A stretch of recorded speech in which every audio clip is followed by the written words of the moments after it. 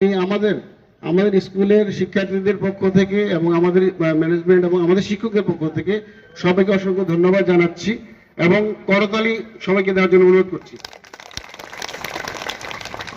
নির্দেশনা ও আন্তরিক প্রচেষ্টা এবং অধ্যবসায়ের মাধ্যমে অসম্ভবকে সম্ভব করা যায়। দেশের কথা বলি, সবখানে বিভিন্ন ধরনের তাদের কীর্তির মাধ্যমে তো পৃথিবী শান্ত সমাজে বা সুন্দর একটা পৃথিবী আরো ভালো করবে। পাশাপাশি আমি যেহেতু এখানে অনেক অভিভাবক আছে তাদের এরিয়ায় শিক্ষার্থীদের আজকে যখন আমি আসলাম আসলে হচ্ছে গিয়ে শিক্ষার্থীদের অনুপ্রেরণা, তাদের যে অনুভূতি শুনলাম তাতে আমার যে আমি তাদের বয়সে যখন ছিলাম সে কথা আমার মনে পড়ছিল। আমিও এরকম সেই আছে থেকে প্রায় অনেক বছর আগে 2004 সালে এরকমভাবে আমিও হচ্ছে কি সংবর্ধনা নিয়েছিলাম।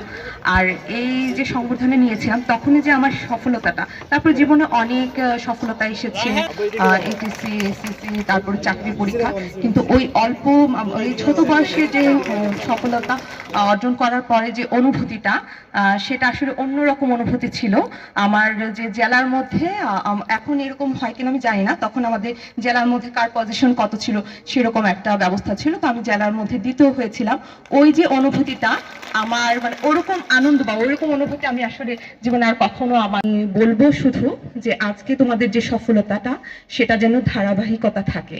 আমি আশা করব তোমরা সেই ধারাবাহিকতাটা বজায় রাখবে।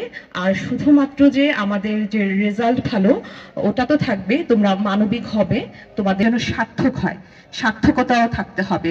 যার যে দিকে ইন্টারেস্ট আছে আমি আশা করি সেগুলো হচ্ছে কি স্বপ্নগুলো তোমরা পূরণ করবে, তোমাদের জীবন সফল হবে, তোমাদের জীবন